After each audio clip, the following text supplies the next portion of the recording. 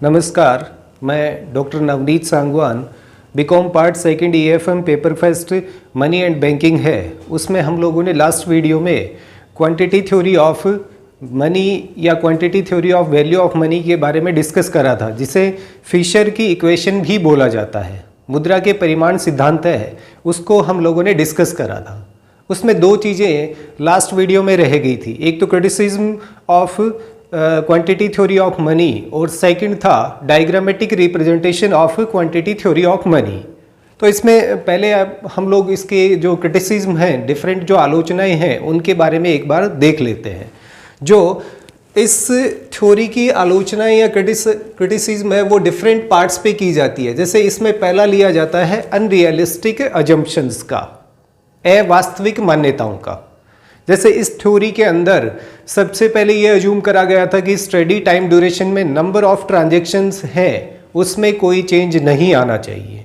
अब real life में देखा जाए तो डे टू डे जो ट्रांजैक्शंस होते हैं उसमें वेरिएशंस देखने को मिलते हैं, यानी वो सेम या कांस्टेंट है, वो कभी नहीं रह सकते।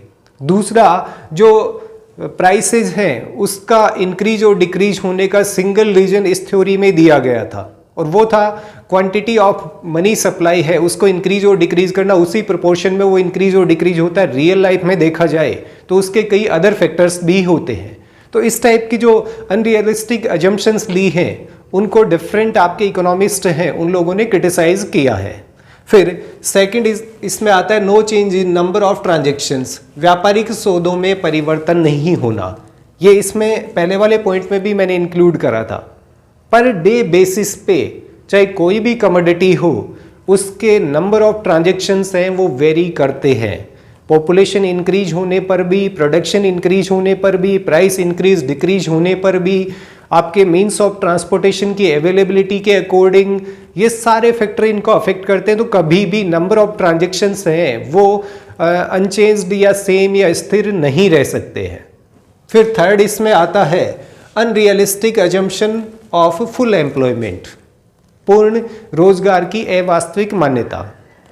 कई इकोनॉमिस्ट हैं उनका ये क्लियर कट मानना है कि जिस दिन किसी भी इकोनॉमी में फुल एम्प्लॉयमेंट आ जाएगा उस दिन इकोनॉमिक्स की स्टडी है उसी को बंद कर दिया जाएगा। मीन्स मेन जो ऑब्जेक्टिव है वो एम्प्लॉयमेंट प्रोवाइड कराना होता है। तो किसी भी थ्योरी में या किसी टॉपिक में फुल एम्प्लॉयमेंट की अजम्पशन ली जाती है, उसे अनरियलिस्टिक या अवास्तविक इसीलिए माना जाता है कि किसी भी इकोनॉमी में फुल एम्प्लॉयमेंट कभी नहीं आता है। फिर नेक्स्ट इसमें आता है wrong analysis of demand for money, मुद्रा की मांग का गलत विश्लेषण। इसमें दो ही फैक्टर इंक्लूड करे गए थे, जिसे जो डिमांड है उसे PT नाम से दिया गया था, प्राइस और नंबर ऑफ ट्रांजेक्शन से। रियल में देखा जाए तो मनी की डिमांड है, और इस थ्योरी में फिशर ने यह भी अज्यूम करा था कि मनी सिर्फ एक्सचेंज के काम में आती है, जबकि रियलिटी ये है मनी है वो वैल्यू स्टोर करने का, आपकी वैल्यू मेजर करने का, इन सब का भी मीडियम माना जाता है। और ये हम लोगों ने स्टार्टिंग में डेफिनेशन में और इसकी कैरेक्टरिस्टिक्स ऑफ मनी में भी देखा था। तो मनी या मुद्रा है वो रियल में सिर्फ और सिर्फ एक्सचेंज में काम नहीं आती है, आपके डेफर्ड पेमेंट होते हैं उसमें भी काम में आती है, फिर आपकी वैल्यू स्टोर करने के काम में भी आती है। तो वो सारे फैक्टर्स हैं, उनको इन लोगों ने इग्नोर करा और डिमांड में सिर्फ और सिर्फ P और T यानी प्राइस और नंबर ऑफ ट्रांजैक्शंस को इंक्लूड करा था। जबकि लोग अपने पास सेव भी करते हैं या लिक्विडिटी प्रेफरेंस भी होता है लोगों का, सिमिलरली लोग इन्वेस्ट भी करना चाहते हैं, तो उसकी डिमांड है वो और कई चीज़ों के लिए होती है, ना कि ट्रांजैक्शंस के लिए या कोई particular goods and service purchase करने के लिए। फिर नेक्स्ट इसमें आता है price change is not only due to change in quantity of money. QT यहाँ पे लिखा है, QT means quantity of money है, यानी मुद्रा की मांग की केवल मुद्रा की मात्रा का प्रभाव मूल्यों पर नहीं पड़ता है। रियल में देखा जाए, मान लीजिए एक बार के लिए कि आपने मनी सप्लाई इंक्रीज कर दिया और लोगों के हाथ में ज़्यादा पैसा गया, उनकी परचेजिंग पावर कैपेसिटी इंक्रीज हो गई, डिमांड इंक्रीज हो गई, प्राइस भी इंक्रीज हो गई। लेकिन ये सेम प्रोपोर्शन में कभी नहीं होता है।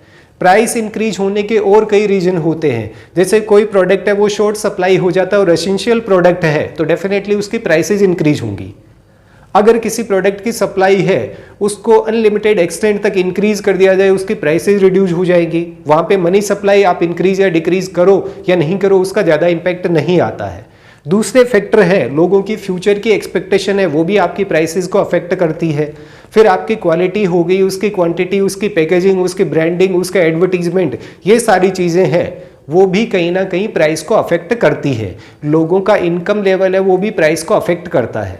तो सिर्फ मनी सप्लाई से प्राइस इफेक्ट होंगी, ये अजम्पशन गलत है, या फिर फिशन की ये धारणा है उसे गलत माना जाता है। फिर नेक्स्ट आता है इसमें proportion of M and M1 remains the same।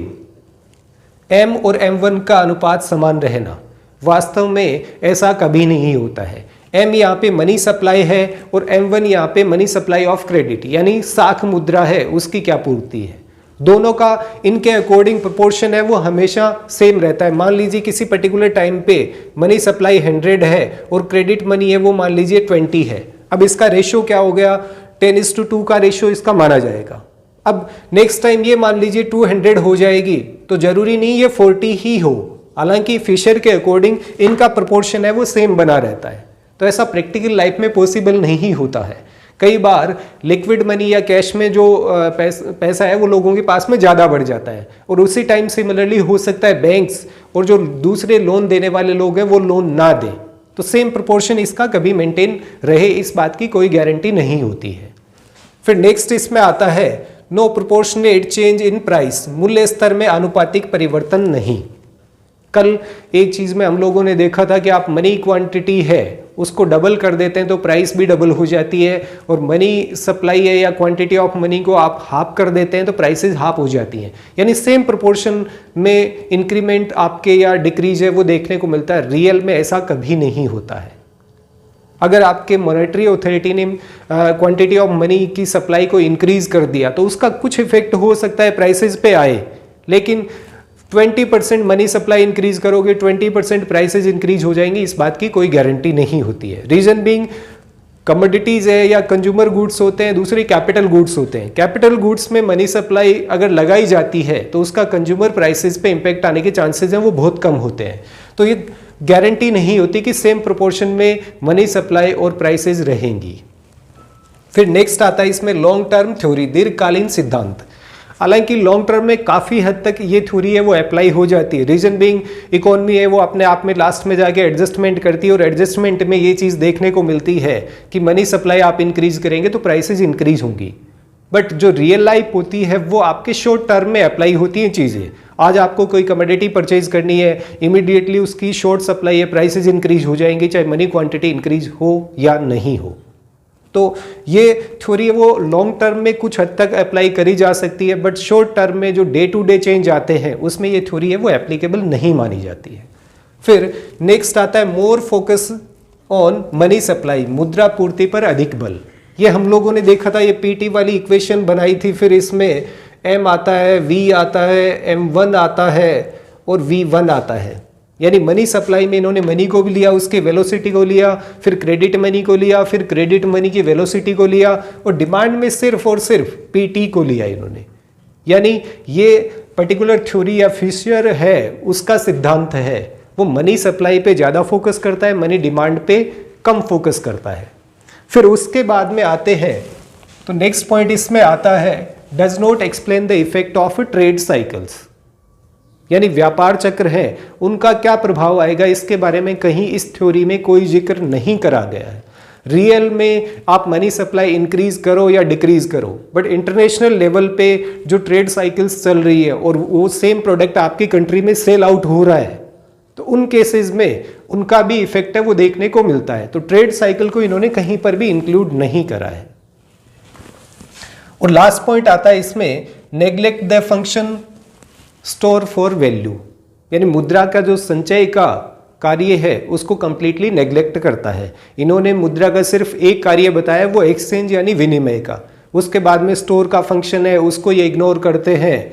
दूसरा लोगों के लिक्विडिटी प्रेफरेंस है उसको इसमें इग्नोर करा जाता है। तो ये चीज़ें भी कहीं ना कहीं प्राइसेस वगैरह पे, इन सब चीज़ों पे इफेक्ट डालती हैं, क्योंकि लोग ज़्यादा स्टोर करने लग जाते हैं तो उस केस में स्पेंड कम करेंगे, कम खर्चा करेंगे तो डिमांड कम होगी, फिर हो सकता है एक टाइम प्राइसेस रिड्यूस हो, फिर अचानक से प्राइसेस इंक्रीज होने लग जाए। तो इस फंक्शन को भी कंप्लीटली इन्होंने अवॉइड या नेग्लेक्ट करा है। तो ये कुछ पॉइंट्स हैं जिनके बिहाफ पे फिशर है उनकी क्वांटिटी थ्योरी ऑफ मनी को क्रिटिसाइज करा जाता है। एक चीज अपने इसमें और थी कि उसका डायग्रामेटिक रिप्रेजेंटेशन क्या होगा। उस केस में एक्स और वाई एक्सिस दो है, इसमें इस पे मनी को लिया जाता है और इसमें प्राइसेस को लिया जाता है। अब जो लॉ ऑफ डिमांड होता है उसमें demand curve left to right downward होता है, बट इस केस में लेफ्ट टू राइट अपवर्ड जाएगा कर्व, और वो भी 45 डिग्री पे, तभी सेम इफेक्ट है वो देखने को मिलते हैं। अब इस केस में मान लीजिए डिफरेंट प्राइसेस लेते हैं P, P1, P2, P3। मान लीजिए P1 ये पॉइंट है, आप यहाँ लेके जा रहे हैं, इस केस में मनी सप्लाई है वो ये हो गया। अब OM मनी सप्लाई पे प्राइसेस हैं वो OP हो जाएंगी। फिर मान लीजिए आपने M1 ले लिया, इस पर्टिकुलर पॉइंट पे है, इसे आपने यहाँ तक इंक्रीज करा, सेम प्रोपोर्शन में प्राइसेस P1 है वो इंक्रीज हो जाएंगी, यानी जितना इंक्रीमेंट M2 M1 में है उतना इंक्रीमेंट P2 P1 में देखने को मिलता है। फिर मान लीजिए आपने मनी सप्लाई है उसको और इंक्रीज करके M2 कर दिया, M2 करने पे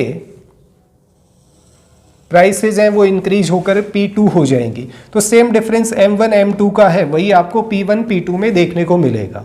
फिर मान लीजिए एक बार और आपने मनी सप्लाई को इंक्रीज करा, उस केस में प्राइसेस हैं वो इंक्रीज होकर P3 हो जाती है। जब OM3 मनी सप्लाई होता है तो प्राइसेस OP3 हो जाती है, यानी सेम प्रोपोर्शन में इंक्रीज होती हैं। ये इसका क्वांटिटी थ्योरी ऑफ मनी है, उसका डायग्रामेटिक रिप्रेजेंटेशन होता है। तो पिछले वीडियो में हम लोगों ने क्वांटिटी थ्योरी ऑफ मनी या वैल्यू ऑफ मनी होता क्या है, फिर क्वांटिटी थ्योरी ऑफ मनी है उसका क्या क्रक्स निकल के आता है, फिर उसकी अजम्पशन क्या है और उसका डिफरेंट एक्सप्लेनेशन क्या था उसके बारे में देखा था।